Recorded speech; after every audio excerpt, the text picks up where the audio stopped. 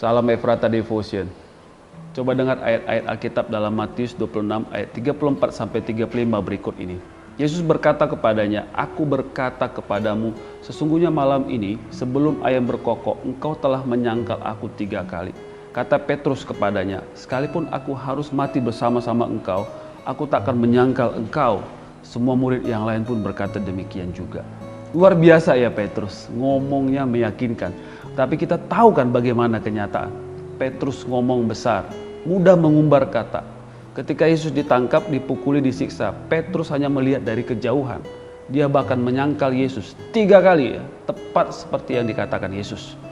Orang Kristen juga banyak ngomong besar ya, ngomongnya meyakinkan. Katanya cinta Yesus, mau melayani Yesus, tapi ada halangan sedikit tidak mau berkorban. Mudah berpaling. Hal pekerjaan yang berkenaan dengan keyakinan Kristen aja ya, mudah mengabaikan keyakinannya hanya demi jabatan, dapat pekerjaan dan uang. Omongnya besar, saya mau cinta Yesus, saya mau melayani Yesus, tapi disakiti dan dikecewakan, mulai menyangkal apa yang diomongkan tadi. Ikut Yesus bukan tentang dapat berkat, dapat mujizat, dapat kekayaan, dapat kehormatan, enggak. Ikut Yesus bicara tentang pencapaian besar, yaitu keselamatan jiwa. Mengikut Yesus saya percaya pasti diberkati, disertai, pasti dipelihara Tuhan. Tapi walaupun datang persoalan, tekanan, bahkan penderitaan, jangan pernah menyangkal Yesus. Karena pergumulan dan penderitaan yang kita alami tidak seberapa dibandingkan mahkota kehidupan yang kita terima. Puji Tuhan ya, Petrus itu bertobat. Itu pun karena besarnya kasih Yesus kepadanya. Yesus bicara dengan Petrus sangat personal, menanyakan kasih Petrus 3 kali. Setelah Petrus menyangkal Yesus 3 kali ya. Ingat Yohanes 21:17 kan. Kata Yesus kepadanya untuk ketiga kalinya, "Simon, anak Yohanes, apakah engkau mengasihi aku?" Maka sedih hati Petrus karena Yesus berkata untuk ketiga kalinya, "Apakah engkau mengasihi aku?" Dan ia berkata kepadanya, "Tuhan, engkau tahu segala sesuatu, engkau tahu bahwa aku mengasihi engkau." Kata Yesus kepadanya, "Gembalakanlah domba-dombaku." Petrus merasa sedih dan sangat sedih mendengar perkataan Yesus tersebut. Dan ia berubah menjadi apa yang dikatakan oleh Yesus tentang dirinya. Bahwa di atas batu karang ini, aku akan mendirikan jemaatku dan alam maut tidak akan menguasainya. Bagaimana dengan kita, wahai orang-orang Kristen yang ngomong besar, yang mengatakan aku percaya kepada Kristus, aku cinta Yesus, aku mau melayani Yesus, aku mau beribadah kepada Yesus, aku mau menyembah Yesus dalam roh dan kebenaran. Di saat-saat sulit, saat bergumul, saat kecewa, Yesus datang kepada kita menanyakan, apakah engkau mengasihi aku?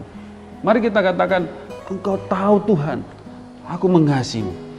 Jikalau demikian, Yesus mau kita mengasihi Yesus dan sesama kita.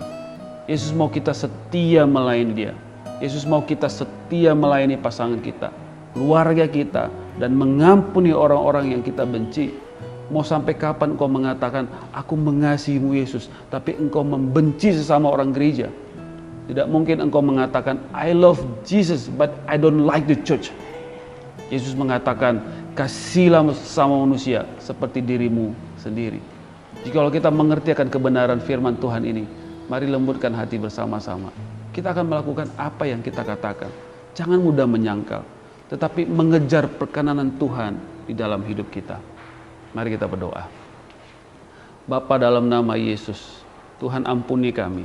Kalau kami sering mengumbar kata, mengatakan bahwa kami mau mengikut Yesus, mau setia, mencintai Yesus, dan mau melayani Yesus. Tapi pada kenyataannya, ketika kami di dalam kenyamanan kami, bahkan di dalam pergumulan, kesusahan, penderitaan, kami mulai menyangkal Engkau. Kami mulai menyangkal apa yang kami katakan.